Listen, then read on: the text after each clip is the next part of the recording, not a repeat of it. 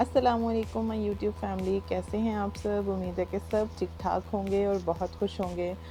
तो चलते हैं डायरेक्टली टाइम वेस्ट किए बिना अपने टॉपिक की तरफ। आज का हमारा जो टॉपिक है वो है फॉलिक एसिड और उसके यूजेस, उसके बेनिफिट्स, उसकी डोजेज के बारे में। फॉलिक एसिड बेसिकली जो है ये विटामिन बी की, फॉलिक एसिड और फॉलेट ये दोनों चीज़ें विटामिन बी की फॉर्म्स हैं। जो फॉलेट है वो आपको नेचुरली जितनी भी ये सब्जियां और फ्रूट्स इन सब चीज़ों में मिलेगा। किन किन चीज़ों में मिलेगा ये भी मैं आपको बताऊंगी। और जो फॉलिक एसिड है इसको मैन्युफैक्चर करना पड़ता है, इसको हम प्रोड्यूस करते हैं इंडस्ट्रियल लेवल पे, ठीक है। आई होप यू अंडरस्टैंड कि फॉलेट जो है वो हमें नेचुरली फ्रूट्स एंड वेजिटेबल्स में अवेलेबल होता है, और जो फॉलिक एसिड है वो हमें टैबलेट्स या इन फॉर्म्स में जो है वो मार्केट में एज अ मेडिसिन अवेलेबल होता है। अब बताती हूँ कि फॉलिक एसिड का बेसिकली काम क्या है। ये जिस्म के खुलियात को बढ़ने में मददगार साबित होता है, उसको बढ़ाने में। फॉलिक एसिड के और भी बहुत ज़्यादा सारे फंक्शंस हैं, मैं आपको वो सब फंक्शन वन बाय वन बताऊँगी। लेकिन उससे पहले मैं आपको बताती हूँ कि जो प्रेग्नेंट लेडीज़ होती हैं उन्हें क्यों डॉक्टर्स बार बार कहते हैं कि फॉलिक एसिड आपने लेना है, ज़रूर लेना है, ज़रूर लेना है। बेसिकली जो फॉलिक एसिड होता है ये न्यूरल ट्यूब डिफेक्ट को प्रिवेंट करता है। जो न्यूबॉर्न बेबीज़ होते हैं उनमें कोई न्यूरल ट्यूब डिफेक्ट ना आ जाए, इसलिए प्रेगनेंसी अगर आप सोच रहे हैं कि आप कंसीव करें, अगर आप कंसेप्शन प्लान कर रहे हैं या फिर आपकी नई नई शादी हुई है, तो आपको ज़रूर फॉलिक एसिड स्टार्ट करना चाहिए। और कंसेप्शन से मिनिमम 2 मंथ्स बिफ़ोर आपको ये फॉलिक एसिड लेना शुरू कर देना चाहिए। क्यों? क्योंकि ये न्यूरल ट्यूब डिफेक्ट को प्रिवेंट करता है।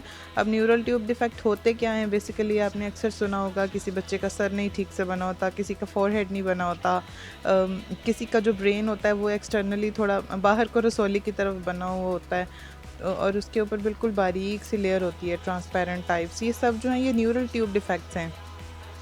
जिन बच्चों में न्यूरल ट्यूब डिफेक्ट होता है वो या तो सरवाइव ही नहीं कर सकते, लाइक पैदा होने के थोड़ी देर के बाद जो है उनकी डेथ हो जाती है। अगर वो सरवाइव कर भी जाते हैं, तकरीबन 70 to 80% जो बच्चे होते हैं वो सरवाइव नहीं करते। जो 20% सरवाइव कर जाते हैं उनका सर्वाइवल या तो किसी बहुत बड़ी डिसेबिलिटी के साथ होता है या फिर वो परमानेंटली पैरालाइज्ड होते हैं। क्योंकि फॉलिक एसिड जो बेसिक काम होता है न्यूबॉर्न बेबीज़ में, मतलब ड्यूरिंग प्रेगनेंसी, वो क्या होता है, वो बेसिकली बेबी के ब्रेन को, उसके दिमाग को, हराम मगज़ को, और उसकी जो रीढ़ की हड्डी होती है, जो बैकबोन होता है, बेसिकली इन 3 चीज़ों की डेवलपमेंट में वो बहुत ज़्यादा हेल्पफुल होता है, ठीक है। अच्छा, अब मैं आपको ये बताती हूँ कि फॉलिक एसिड को अगर आप नेचुरली लेना चाहते हैं तो वो आपको किन किन चीज़ों में उसकी थोड़ी ज़्यादा क्वांटिटी मिलेगी। आपको फॉलिक एसिड मिलेगा ग्रीन लीफी वेजिटेबल्स में, जैसे कि पालक है, साग है, मेथी है। इन चीज़ों में फॉलिक एसिड की अमाउंट बहुत ज़्यादा होती है। इसके अलावा बीन्स में, पल्सेस में और कलेजी में, और अगर आप ड्राई फ्रूट्स की बात करें तो उसमें आमंड में यानी कि बादाम में, वॉलनट में, अखरोट में यानी कि, और जूसेस में जो बहुत ज़्यादा इसकी अमाउंट है वो होती है कैरेट जूस में। इसके अलावा भी काफ़ी चीज़ों में इसकी थोड़ी स्मॉल अमाउंट और कुछ में ट्रेसेस भी पाए जाते हैं, लेकिन ये बेसिक जो चीज़ें हैं वो मैं आपको बता रही हूँ। अगर आप नेचुरली लेना चाहते हैं, अगर आप नेचुरली नहीं भी लेते, आप उसकी सिंथेटिक फॉर्म लेते हैं, यानी कि आप मार्केट में जो अवेलेबल है टैबलेट्स वगैरह वो लेना चाहते हैं, तो फॉलिक एसिड की आप एक डब्बी लेंगे। आई थिंक उसमें 90 टैबलेट्स होते हैं आपके फर्स्ट ट्राइमेस्टर के लिए। अगर आप प्रेग्नेंट हैं तो फर्स्ट ट्राइमेस्टर के लिए वो मच इनफ होती है, ठीक है। और उसकी प्राइस आई थिंक 50-60 के अराउंड है, तो प्लीज़ इसको निगलेक्ट नहीं करें, ओके। अब मैं आपको बताती हूँ फॉलिक एसिड की आपने कितनी डोज़ लेनी है। अगर अगर तो कोई मतलब मेंस्ट्रुएटिंग बच्ची है जिसको पीरियड्स अभी स्टार्ट हुए हैं, उसकी जो डेली रिक्वायरमेंट है फॉलिक एसिड की, दैट इज़ 400 माइक्रोग्राम, ठीक है। अगर कोई लैक्टेटिंग मदर है, यानी कि कोई माँ अपने बच्चे को दूध पिलाती है, तो दूध पिलाने वाली माओं के लिए इसकी जो डेली रिक्वायरमेंट है दैट इज़ 500 माइक्रोग्राम्स, ठीक है।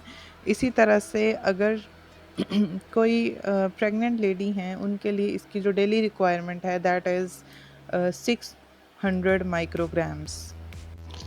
अच्छा, अब मैं आपको बताती हूँ कुछ केसेस ऐसे जिनमें फॉलिक एसिड की जो डबल डोज़ है वो लेनी बहुत ज़्यादा ज़रूरी होती है। जैसे कि फ़र्स्ट ऑफ़ ऑल एपिलेप्सी, अगर एपिलेप्सी की कोई हिस्ट्री है या प्रेजेंटली एपिलेप्सी है पेशेंट को यानी कि मिर्गी, तो उसके लिए डबल डोज़ होती है। अगर कोई प्रीवियस हिस्ट्री हो मल्टीपल प्रेगनेंसीज़ की, या अभी मल्टीपल प्रेगनेंसी हो, या फिर हिस्ट्री हो कोई न्यूरल ट्यूब डिफेक्ट की किसी प्रीवियस प्रेगनेंसी में, या फिर सिकल सेल एनीमिया हो, गेस्टेशनल डायबिटीज़ हो यानी कि शुगर ज़ियाबितस का इशू चल रहा हो प्रेगनेंसी में, या फिर मेगालोब्लास्टिक एनीमिया प्रेजेंटली हो या प्रीवियसली रह चुका हो, इन सब केसेस में डबल डोज जो है वो ज़रूरी होती है, लेकिन वो भी डॉक्टर की प्रिस्क्रिप्शन के साथ ही, उसके बिना नहीं। ठीक है।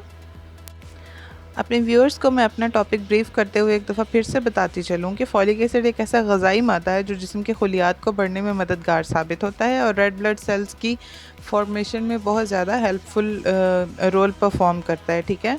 बेसिकली जो न्यूबॉर्न बेबीज़ होते हैं या ड्यूरिंग प्रेगनेंसी जो आपका फीटस होता है, ये उसका दिमाग, उसका हरा मगज़ और उसकी बैकबोन यानी कि रीढ़ की हड्डी बनाने में बहुत ज़्यादा उसको बनाने में नहीं, उसको प्रॉपर बनाने में, उसमें कोई डिसेबिलिटी ना आने देने में, डिसेबिलिटीज़ को प्रिवेंट करने में ये बहुत ज़्यादा इंपॉर्टेंट रोल प्ले करता है। ठीक है। मार्केट में बहुत सारी फॉर्मेशंस में अवेलेबल है। अगर आप किसी फ्रूट या वेजिटेबल से लेना चाहें तो ग्रीन लीफी वेजिटेबल्स में, मेथी में, पालक में, कुछ ख़ास किस्म की कुछ दालों में यानी कि लोबिया में, बीन्स यानी पल्सेस, लिवर कलेजी में, आमंड और वॉलनट यानी कि बादाम और अखरोट में, और कैरेट जूस में, इन सब में बहुत ज़्यादा अमाउंट में अवेलेबल होता है। और भी बहुत सारी चीज़ें जिनमें इसके ट्रेसेस भी पाए जाते हैं, लेकिन इनमें ज़रा ज़्यादा होता है अवेलेबल, तो अगर आप लेना चाहें तो।